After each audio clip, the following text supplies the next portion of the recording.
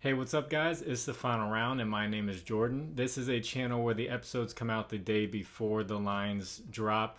This channel is more of a resource where I do research, digging into the data, trying to find good opportunities and sometimes bad opportunities for players. And as the lines come out, I have a Discord. The link is in the description. You can join, and there's discussion that goes on about the lines. It's very smart people. And I don't charge for this information. I don't charge for these picks and players that I'm finding.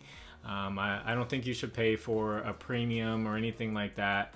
Because when you pay for a premium, you're paying for something that you don't know if it's going to work yet or not. And it just doesn't make sense because people are using free information to make their picks. And sometimes they get lucky and they'll post how many times they won and try to deceive you. And eventually they're going to come out with a bad day and you're going to be like, why am I paying for this? And it's just doesn't make sense to me. So I give these picks, and if you feel like giving back, I have a Cash App and a Venmo in the description at Final Round 11. And also I am partnered with two different apps, JOCKMKT and Thrive Fantasy. You can use promo code Final Round 11 and they will match your first deposit up to $100. They both have player props and they both have different twists on player props. JOCKMKT, you can trade players like their stocks, and Thrive Fantasy, you can do prop battles or like prop contests. So if you want to get a free $100 from each app, so $200, you can use Final Round 11. So I have 10 picks for you guys. It is a large slate. So I looked at some of the games with the highest upside. There are other games that look like they may be low scoring, low pace. So I can't give every opportunity because then I'd have a 30-minute video. So my first pick, this one stuck out to me immediately.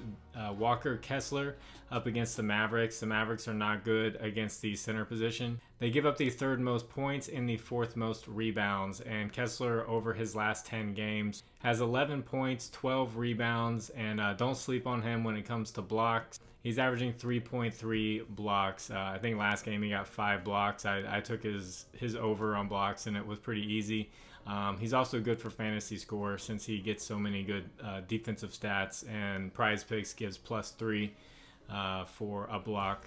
Second pick is going to be Kyrie Irving up against the Jazz. The Jazz give up the most points, the 5th most rebounds, the 7th most assists, and the 2nd most three-pointers made to the shooting guard position.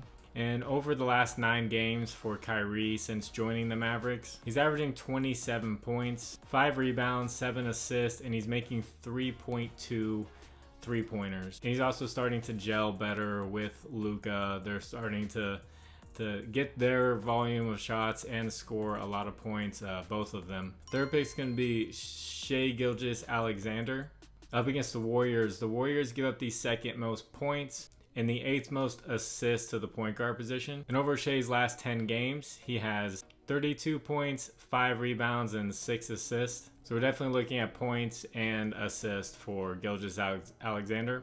And on the other side of that, Steph Curry just made his return after a month, and looks like he didn't miss a beat. The Thunder give up the 7th most points and the 2nd most three-pointers to the point guard position. And over Curry's last 10 games, he's averaging 31 points, and he's making 4.9 three-pointers. So that's 5 three-pointers a game. And in his return, he played 32 minutes. So not exactly a minutes restriction, which is good to see. He scored 27 points, got 6 assists, and he made 5 three-point shots. So another good opportunity to score points and hit more threes. Fifth pick, I went back and forth on naming this guy because he's not a very efficient shooter, but he is listed as a point guard. Spencer Dinwiddie up against the Rockets. The Rockets are not good. Dinwiddie over his last 10 games has 17 points, 7 assists, and 4 rebounds. And he's making 1.9 three-pointers, so almost 2 three-pointers a game. The Rockets are giving up the 3rd most points, the 4th most assists, and the 4th most three-pointers to the point guard position.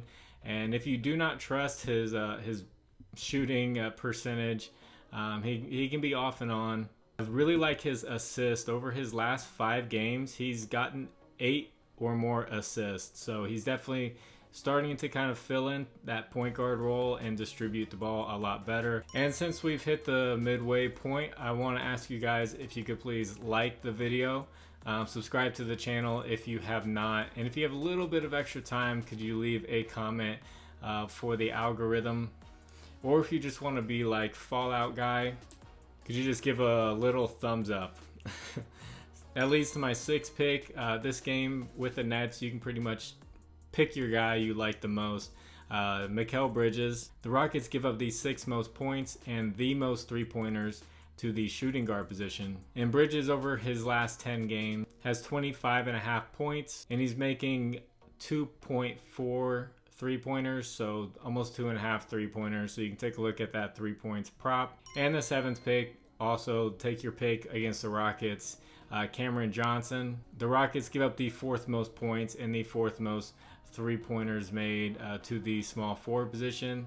And over his last 10 games, Cam Johnson's averaging 18 points and he's making 2.7 3-pointers a game. So on the other side of that game, my 8th pick, I was kind of surprised when I saw this stat, but the Nets are giving up the 4th most points and the 7th most rebounds to the center position. I thought with Nick Claxton being there, they would be kind of shutting down centers. But I guess Claxton just gets a lot of blocks. So that leads us to Alfred Sengun.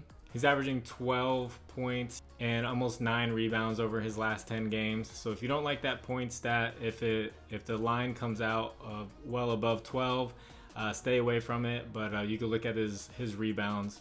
9th pick is going to be Julius Randle up against the Hornets. The Hornets give up the 5th most points, the 2nd most rebounds, and the most assists to the power forward position. And Randle, over his last 10 games, has 29.5 points, 8 rebounds, and a little over 3.5 assists. So you could definitely just take a look at each line. If you like them all together against the Hornets, you could go PRA. With Mitchell Robinson back in the lineup, Randle's rebounds haven't been what they used to be. He was getting 12 plus a game. He's getting 8 now over the last 10. So be aware of that if his rebounds prop is too high.